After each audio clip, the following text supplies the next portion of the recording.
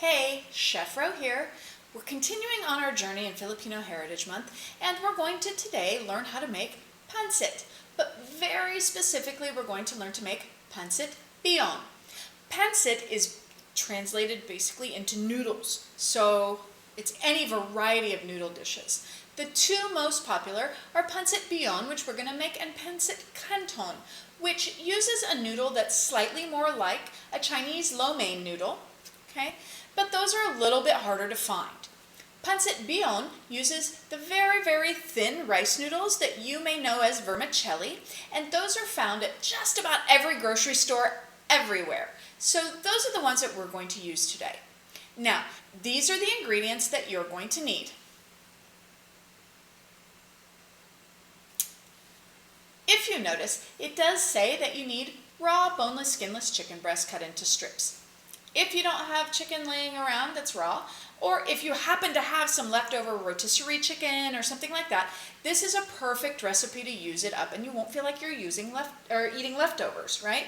So I will show you as I'm cooking where you would put them in, because they would go in at different times if it's raw or if it's cooked already. That way it doesn't overcook. Also, the soy sauce, some people prefer a lower sodium, okay? Some people prefer full sodium. That's going to be a personal preference. It is completely up to you. Okay? Let me show you how we make this dish.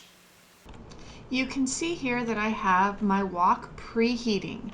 You can use either a wok or a deep skillet. It's really up to you. Woks are generally built to have a higher heat tolerance, so you can usually get this much hotter. Okay, now we're going to take a little bit of oil and we're going to add the oil to the pan. You're just looking for about a tablespoon or so. Just a little swirl here is all you're going to need. Okay, and you can see that my pan is almost smoking. It is so hot.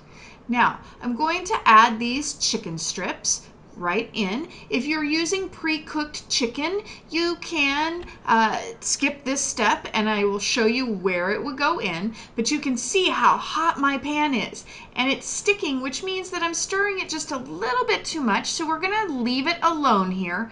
Once I've got it in, we're gonna get it flattened down. We're gonna kind of leave it alone, let it cook, let it brown. I'm gonna come back and show you when it is ready to keep going. Okay, you can see that my chicken is cooked here. Now I have washed this spatula. It had raw chicken juice on it, and I don't want to cross-contaminate. So clean spatula now. My chicken is cooked. I'm going to take it out of the pan and just put it here on a plate. It'll come back in later, but if I leave it in right now, it's going to be overcooked and it's going to be like a rubber band. And you can use anything to catch this. This is already cooked, so it doesn't really matter where it goes, just out of the pan. It needs to come out of the pan. Okay, now our chicken has taken up most of the oil, so we're going to need to add just a touch more oil, about another tablespoon. And I know that this pan seems very hot, but the second we add food to it, it's going to cool down quickly. So we're going to add our onions in here. Now, these onions are sliced, and if you've got them sliced a little on the thick side, you may need to have a lid at the ready. That way they cook and don't stay crunchy. Okay, and I know that you're wondering why there's two kinds of onions in here, but a Spanish onion and a green onion do have different flavors, and they are going to go in at different times because they cook at different rates. Okay, so you can see I'm going to get my onions going. I don't want to stir them constantly, and they are a little thick, so I'm going to put my lid on right here, and I'll come back and show you when they're ready to move on. Okay, you can see my onions are beautiful. They're ready to go. They picked up some of the brown and the flavor from the chicken from the bottom of the wok as they've cooked. They're cooked, but they still have a little bit of texture to them. They're not mushy, right? Because they're going to keep cooking when I add all these vegetables. Now I'm going to add all of the carrots, the celery, the white parts of the green onion, and the cabbage. Okay, we want to add this in now so that the heat draws out the water and concentrates the flavor, and the dish will be more flavorful because each individual ingredient is going to be more flavorful. Okay, you're going to stir it nicely.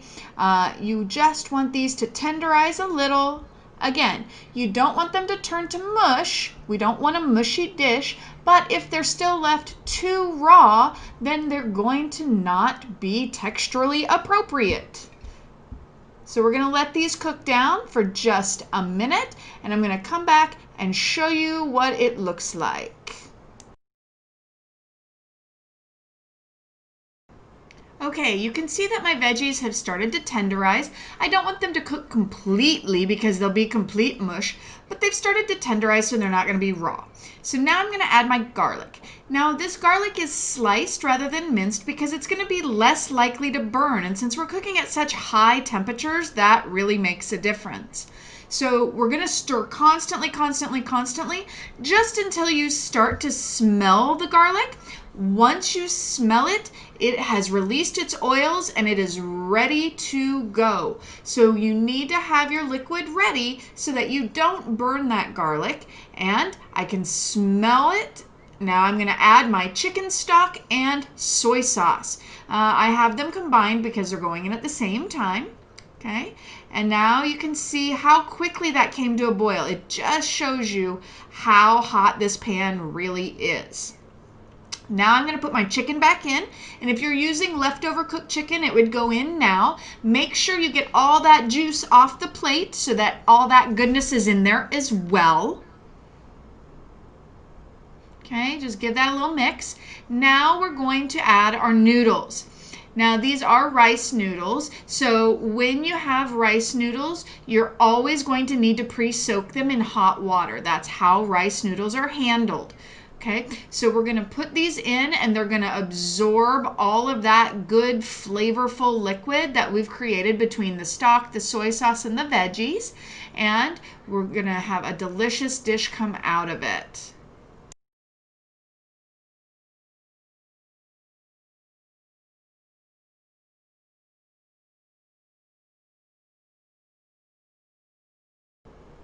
Okay, I've got all my noodles in. I'm going to give them a stir, and I'm going to let them absorb all this liquid. Now, if they absorb all the liquid and they still, if you taste a noodle and it still feels a little crunchy, you can add a little more stock or a little more water. Most likely though, this is a little on the high side for liquid, so you're probably going to either need to leave some liquid behind, or if you'd like the sauce a little bit thicker, I'll show you what we do once this has absorbed our sauce. Okay, you can see I've got a little bit of liquid left. Even though my noodles are cooked, it looks kind of like a soup. So I'm going to take a little bit of cornstarch and water. You can see it was a very small amount, mixed cornstarch with a little bit of cold water, and I'm going to bring that to a boil, and you can see that that just thickened all that liquid very rapidly into a sauce rather than a soup.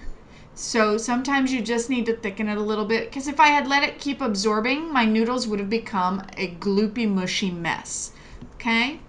So now my pancit is done.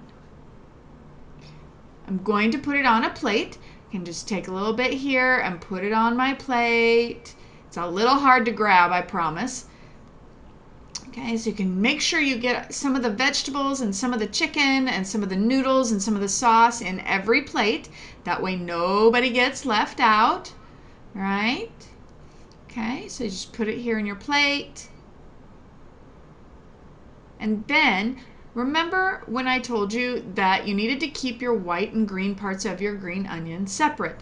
The reason why is that we will now take these green onions and the green parts and use them as a little bit of garnish on top. It'll give it some color, some brightness. Okay, then you also usually want to serve this with calamansi, but good luck finding that in Southern California.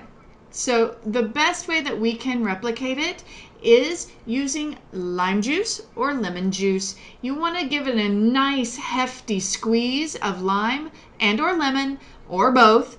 That way it really brightens and balances that dish. Now you know how to make Pancit Bihon. Hopefully you and your family enjoy making it and eating it together.